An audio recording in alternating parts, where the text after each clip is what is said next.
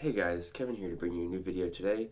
Today I'm going to talk about a film that I just watched late last night.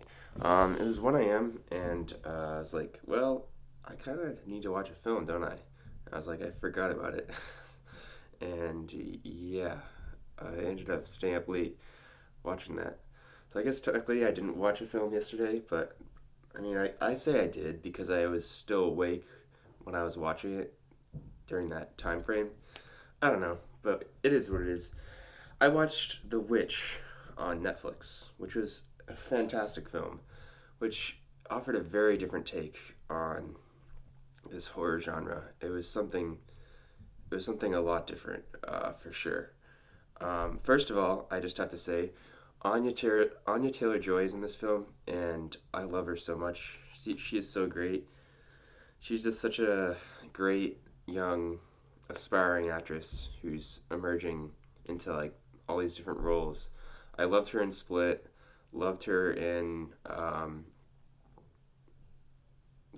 Glass, even though that movie is kind of shitty, and I loved her in Thoroughbreds. And I hope she appears in more great films because she's a great actress. And she was in this film, which at one point she goes like full nude in this film. Like you can't like see anything really of her, but like she does go full nude. Like, okay, this is your first film role. Interesting. But yeah. Anyways, let's talk about the film. It was really good. Um, it was definitely a lot different for shit. Sorry.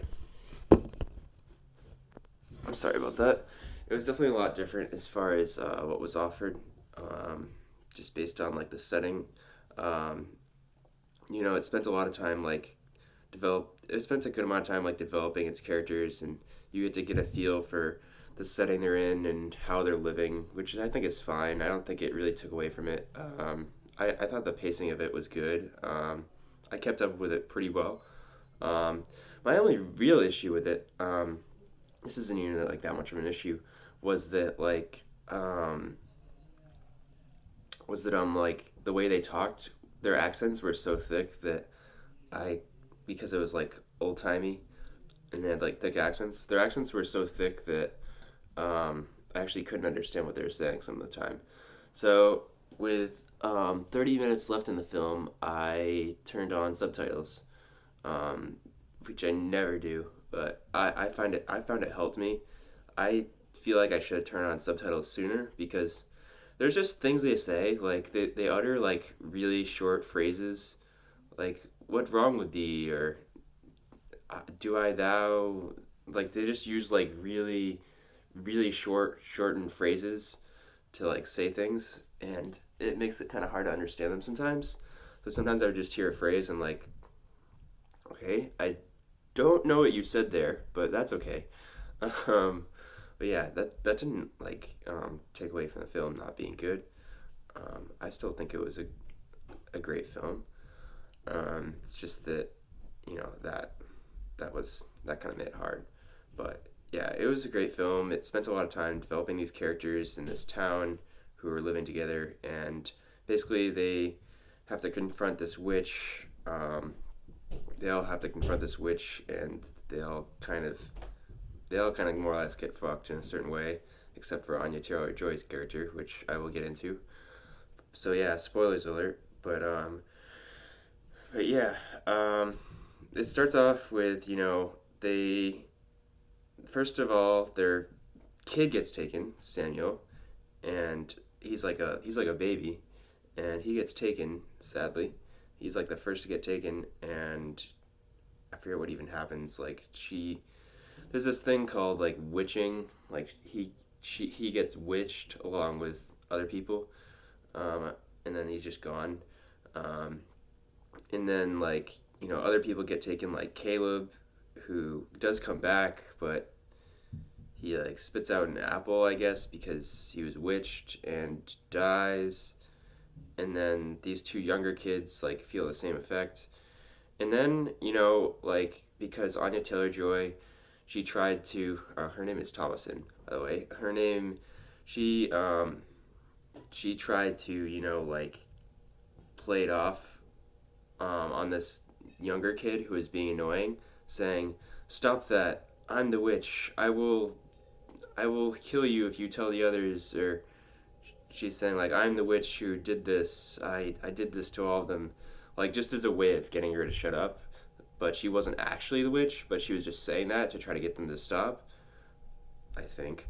Um, I don't know if she was actually the witch. I don't think she was, but because there's like another character that shows up in this cave. It's like an old woman that's not Anya Taylor Joy.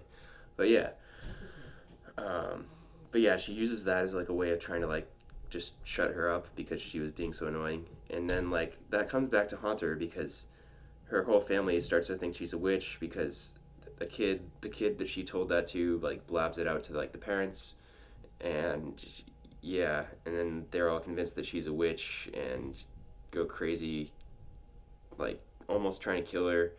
Um, yeah, they imprison her, thinking this is wrong. What's going on here?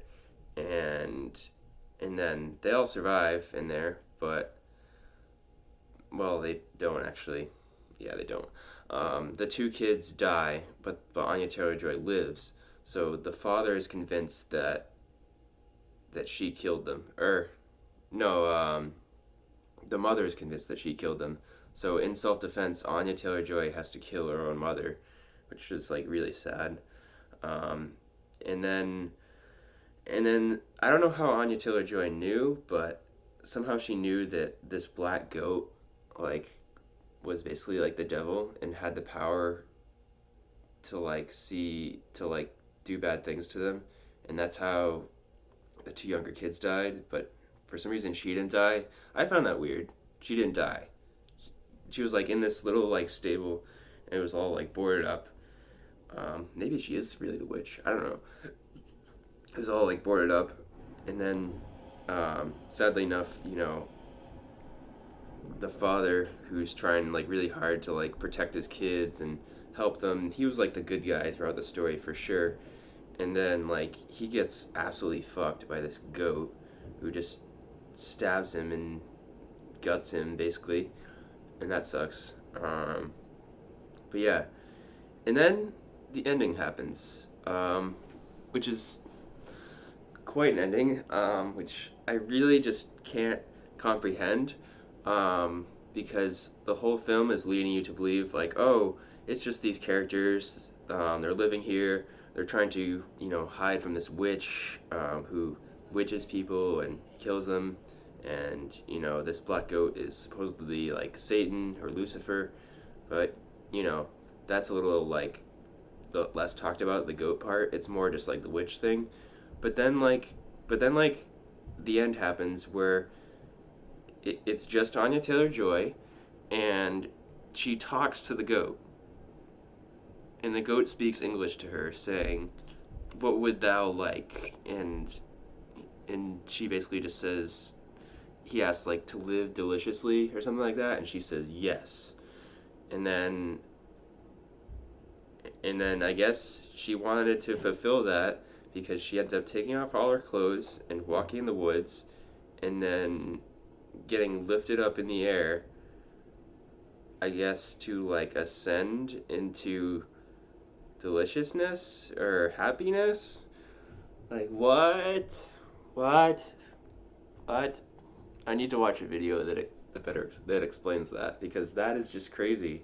I mean, that's the thing is like I have issues with like movies that like have not so good endings, but like this is not like a bad ending. It's just like a mind fuck ending that I'm just like, I don't understand.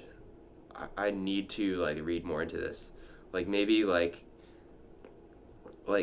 guess like all of a sudden she wanted to like do witchcraft so that she could just not live anymore, I guess, because she's just like rising up in the air going like this.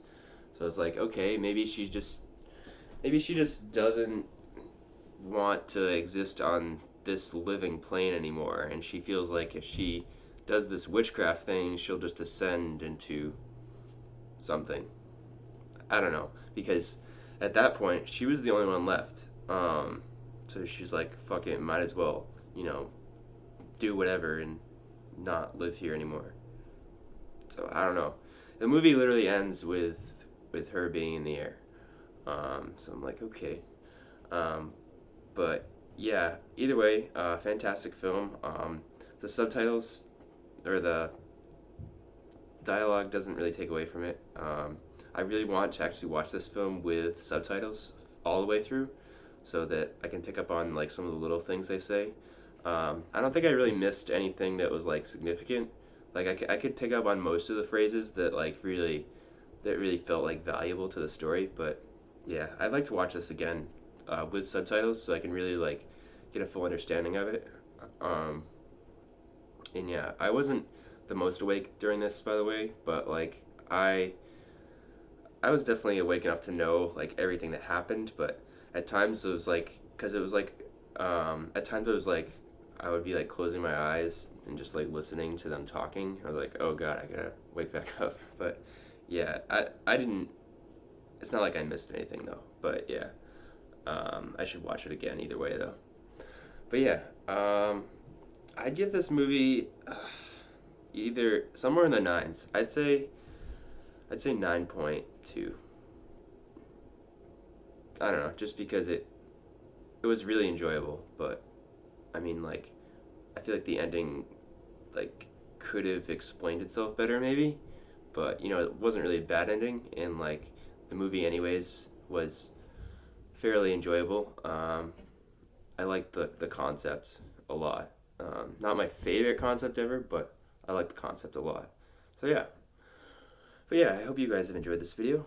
But yeah, I'll see you guys tomorrow for, what is it, day 6? Yeah, day 6. All right, see you guys. And something else to add as well. I opted not to see any like ending theory videos in this because I just wanted to give my raw take on this directly to you guys before I saw anything like that that would affect how I felt. But yeah, so that way you get to see how I feel about it directly as I watch the film. You know, literally less than 10 hours ago. But yeah, and by the way, this film was distributed by A24, which is a studio that I really support because they're a um, film studio that I really think supports a lot of like creative films.